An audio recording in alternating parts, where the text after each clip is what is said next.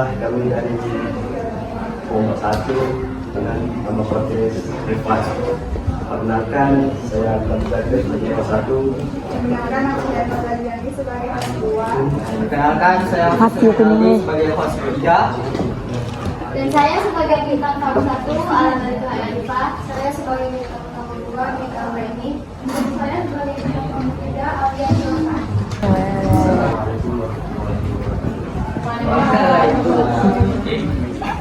Selamat datang di podcast Perkenalkan dan podcastnya kedua dengan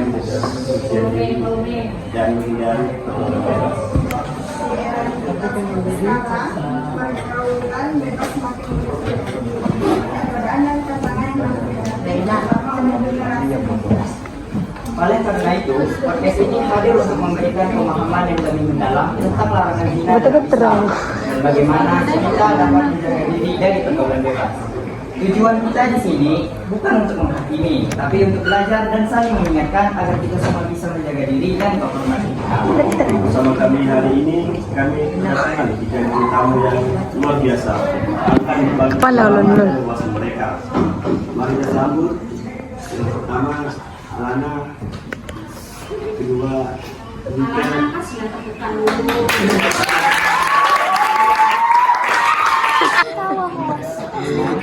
Aplaus. Dan yang ketiga, Alia.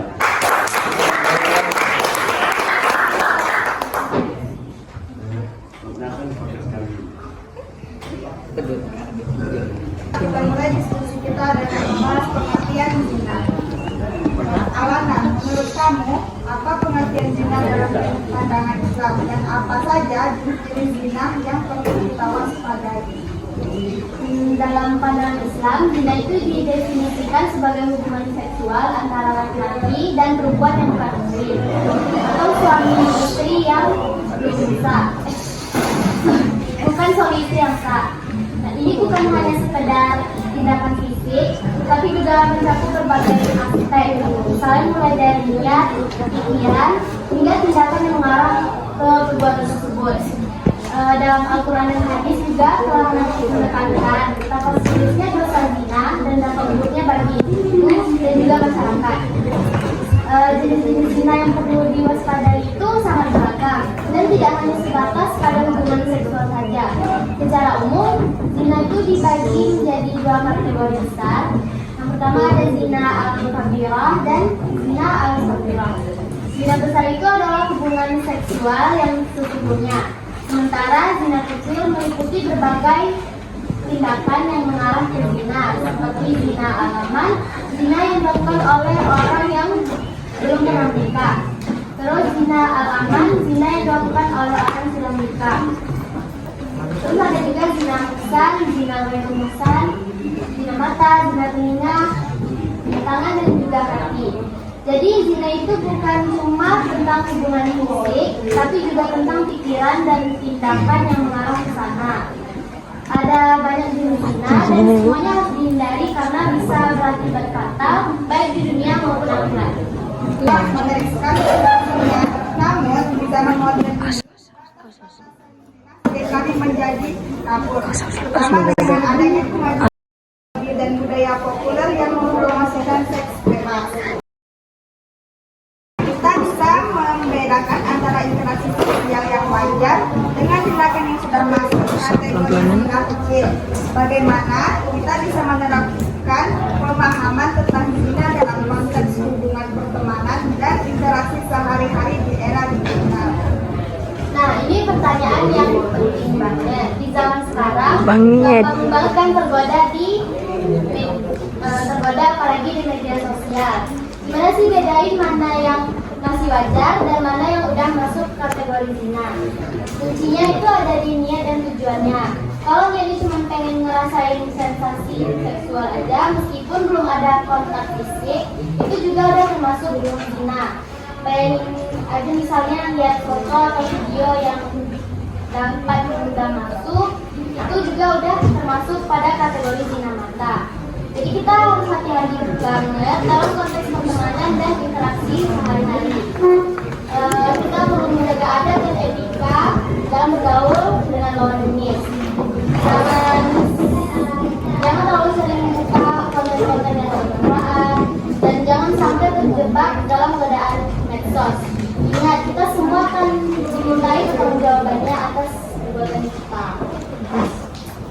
kasih Alana, penjelasan yang sangat komprehensif. Untuk Dika, bisakah kamu jelaskan lebih lanjut tentang dampak dari zina terhadap individu, baik dari segi kesehatan fisiknya, mental maupun spiritualnya?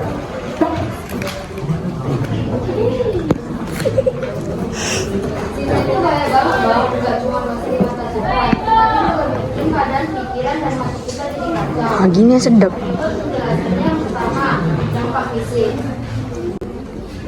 Yang bisa kena penyakit kelamin seperti HIV, syfilis, gonorrea, dan herpes. Parah banget kan? Obatnya juga mahal dan proses penyembuhannya lama. Dampak fisik tersebut bisa terjadi kehamilan, bisa hamil di luar nikah. Ini bikin masalahnya besar karena harus pikir gimana cara hamilnya. Aborsi juga berisiko menghayati buat kesehatan. Yang kedua, dampak mental. Setelah melakukan zina, pasti dia merasa bersalah dan menyesal. Hati jadi nggak tenang. Rasa bersalah dan penyesalan itu bisa bikin depresi, susah tidur, makan gak enak, dan selalu merasa sedih. Yang ketiga, dampak spiritual. Zina itu dosa bagi yang kita jauh dari Tuhan. Khusyuk ibadah dan merasa gak tenang. Kita jadi takut akan siksa Tuhan yang tidak nanti. Pikiran jadi selalu terbebangi hal ini. Dan sekali ya, dan individu. Bayangin kalau kita terjerumus dalam zina, cuma dosa yang ditanggung, tapi juga menghadapi berbagai masalah, baik fisik, mental maupun spiritual. Memang benar-benar gak worth it ya. Kalau menurut kalian, bagaimana dengan dampak zina terhadap masyarakat secara luas? Apa pengaruhnya terhadap keharmonisan keluarga, hubungan sosial, dan bahkan negara? Zina itu gak cuma masalah pribadi loh, dampaknya luas banget sampai ke keluarga, hubungan, bahkan negara. Beberapa dampak dari zina itu ada misalnya keluarga yang menyebabkan kondisi yang kedua itu ada kekerasan di dalam rumah tangga, suami atau istri yang selingkuh dan bisa jadi kasar dan pelecehan. Yang ketiga itu menyebabkan trauma pada anak. Anak-anak yang melihat orang tuanya berselingkuh atau mengalami kekerasan rumah tangga bisa trauma berat. Ini bisa berdampak pada psikologis dan sosial mereka di masa depan. Nah, yang kedua itu zina berdampak pada lingkungan jadi kacau. Yang pertama, penyakit menular. Zina bisa menyebabkan penyakit kelamin seperti HIV atau AIDS, syfilis, dan gonorrea.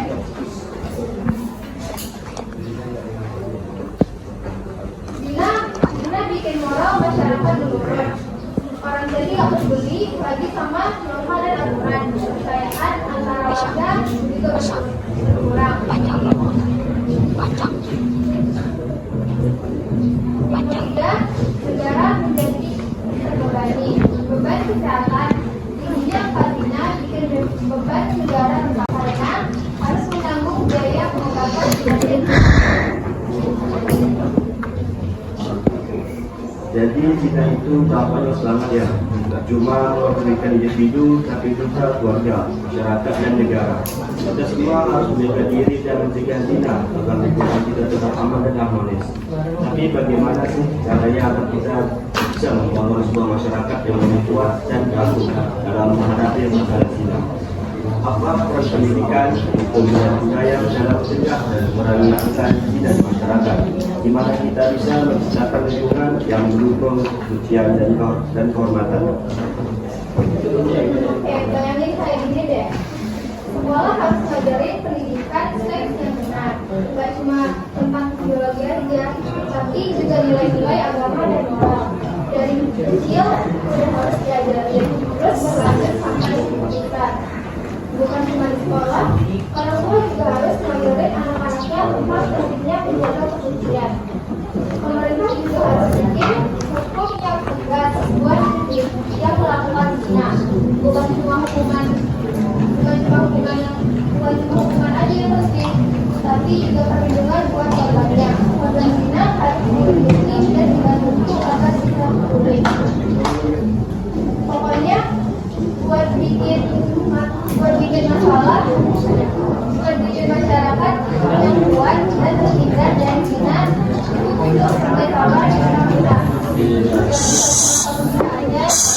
semua harus kompak dan saling mendukung. Tunggu. Dampak negatifnya. Sekarang mari kita bahas bagaimana cara mencegah pergaulan bebas dan menjaga pendidikan diri. Alana, apa saran kamu untuk para remaja seperti kita agar terhindar dari pergaulan bebas? Nih, buat para remaja kita semua, biar nggak terjebak dalam pergaulan bebas, pertama kita harus pilih teman yang benar-benar positif dan dapat mendukung kita buat ngelakuin hal-hal yang baik. Terus kedua, kita sibukin diri kita dengan kegiatan yang positif seperti ikut eskul, gabung komunitas yang keren, atau ikut kursus yang bermanfaat. Pasti deh kalau misalnya ikut ngelakuin hal-hal yang positif, kita nggak bakal punya waktu untuk ngelakuin hal-hal yang nggak benar. Terus yang ketiga, deketin diri ke agama dan juga jangan sungkan untuk ngobrol sama kedua orang tua kita. Terakhir, penting banget buat kita dapetin edukasi seksualitas yang sehat dan bertanggung jawab. Cari tahu tentang seksualitas, batasan-batasan dalam pergaulan, dan dampak negatif dari pergaulan bebas. Dari orang tua, guru, atau konselor bisa ngasih edukasi ke kita dengan baik. Sarannya bagus banget nih. Selanjutnya kalau menurut kita, bagaimana ya peran lingkungan sekitar seperti teman sebaya dan komunitas dalam mencegah pergaulan bebas? Nah, lingkungan sekitar juga punya peran yang penting loh. Teman sebaya itu kayak cermin, itu perilaku kamu. Lingkungan pertemanan yang positif membantu kamu buat melakukan hal-hal yang baik. Sebaliknya, lingkungan pertemanan yang negatif bisa menyeret kamu ke jurang kemungkinan. Pilih teman yang benar-benar mendukung kamu buat jadi orang yang lebih baik. Komunitas juga berperan penting. Komunitas yang keren merangkul kamu buat mengurangi potensi dan menyalurkan bakat. Gabung komunitas yang positif, ikut kegiatan sosial, seni, olahraga, atau keagamaan. Pasti deh bisa membantu kamu buat isi waktu luang dengan kegiatan yang bermanfaat dan terhindar dari pergaulan bebas. Dan ketiga, apa peran agama dalam menjaga kesucian diri dan mencegah pergaulan bebas? Bagaimana kita dapat mengimplementasikan ajaran agama dalam kehidupan sehari-hari? Agama itu ibarat kompas, ngasih petunjuk buat kita untuk melakukan hal-hal yang baik dan menjauhi yang jelek. Gimana sih caranya ngelakuin hal ini? Gampang, ngelakuin ibadah, baca kitab suci, ikut kegiatan keagamaan, dan bergaul dengan orang-orang yang soleh. Dengan ngelakuin hal ini, kamu bisa membangun moral yang kuat dan terhindar dari godaan pergaulan bebas. Oke, sekarang kita masuk ke sesi tanya jawab ya. Kami telah mengumpulkan beberapa pertanyaan dari teman-teman kita. Pertanyaan pertama, apakah zina hanya sebatas hubungan seksual antara laki-laki dan perempuan? Nggak bagus kameranya bro. Atau ada bentuk dari perbuatan zina lainnya? Jika ada, tolong jelaskan. Jadi gini, banyak orang yang menganggap zina itu cuma hubungan badan antara cowok dan cewek yang berbeda. Padahal menurut agama, zina itu lebih luas dari itu. Zina itu setiap perbuatan yang bisa menerbitkan syahwat antara laki-laki dan perempuan yang bukan pasangan. Zina itu juga mencakup semua tindakan yang mengarah ke hubungan seksual yang haram. Bayangkan kayak gini, zina itu seperti sebuah pohon besar. Buahnya adalah hubungan seksual di luar nikah, tapi ada banyak cabang dan ranting yang menuju ke buah itu. Nah, cabang dan ranting itu adalah berbagai macam yang dapat mengarah ke bentuk zina. Contohnya, misalnya pacaran yang melibatkan sentuhan fisik, atau bahkan hanya saling memandang, itu juga termasuk zina. Jadi zina itu bukan cuma tentang hubungan badan, tapi juga tentang bagaimana kita mengendalikan hawa nafsu dan menjaga diri dari perbuatan yang bisa mengarah ke zina. Penting banget untuk memahami hal ini karena zina itu dosa besar dan bisa berakibat buruk bagi kehidupan kita. Selanjutnya, pertanyaan kedua, jika hubungan seksual itu dilakukan oleh kedua belah pihak, maka bagaimana kemudian jika salah satu pihak merasa terpaksa atau bahkan tidak ingin melakukannya? Apakah si korban akan mendapatkan hukuman yang setimpal dari pelaku? Nah, jadi gini, kalau misalnya hubungan badan itu karena salah satu pihak dipaksa atau nggak mau, itu namanya kekerasan seksual, bukan zina lagi. Di Indonesia, hukumnya jelas, pelaku yang memaksa orang lain buat berhubungan badan bisa dipenjara, dihukum denda, atau bahkan direhabilitasi. Yang dipaksa nggak bakal dihukum, malah dia yang harus dilindungi. Kenapa? Karena hubungan badan yang baik itu harus didasari sama persetujuan kedua belah pihak jika sudah menikah. Kalau salah satu pihak nggak mau, itu berarti nggak ada persetujuan dan itu termasuk kekerasan seksual. Penting untuk diingat bahwa setiap individu bertanggung jawab atas tindakan mereka sendiri dan tidak ada yang mendapat dosa karena menjadi korban. Dosa adalah proses spiritual yang berkaitan dengan pilihan dan tindakan seseorang, bukan hasil dari tindakan orang lain.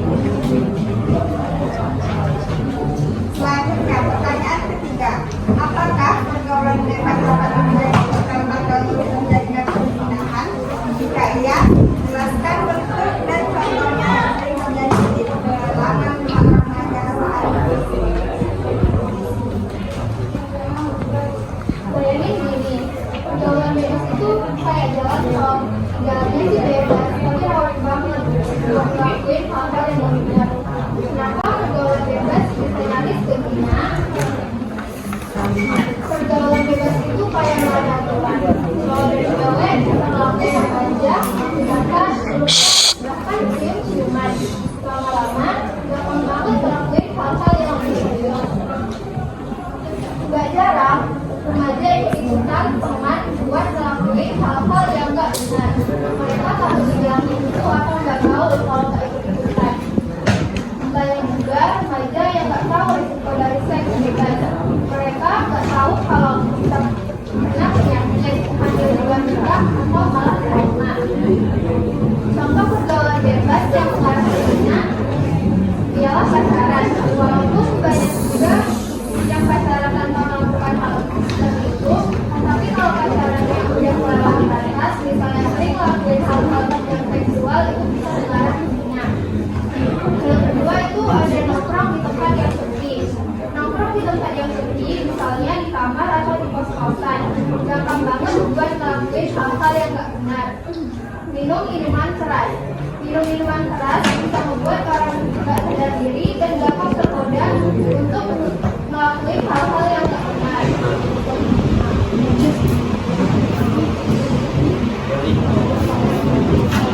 Sebelum kita menutup podcast ini, mari kita rangkum beberapa tips dan saran praktis untuk menjaga kesucian diri dan menghindari pergaulan bebas.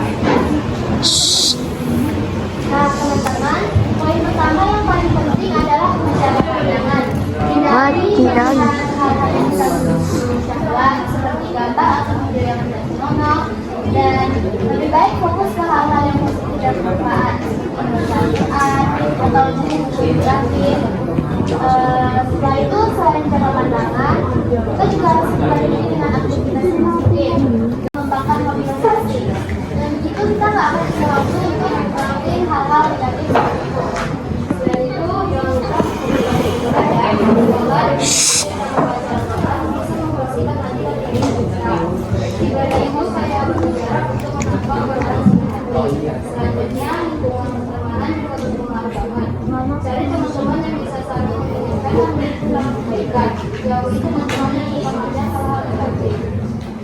Karena percaya atau tidak, pola makan dan tidur yang sehat juga berpengaruh loh. Bayangin, makanan yang kuat dan usaha kita tidur cukup. Dengan tubuh yang sehat, pikiran kita juga akan lebih jernih. Terus, puasa kan jangan Jam berapa ya? kita harus bijak dalam menggunakan teknologi.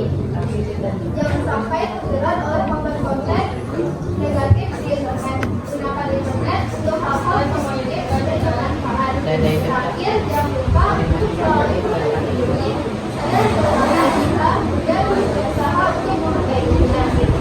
Kalau memperbaiki diri, insya Allah kita akan terhindar dari kemungkinan.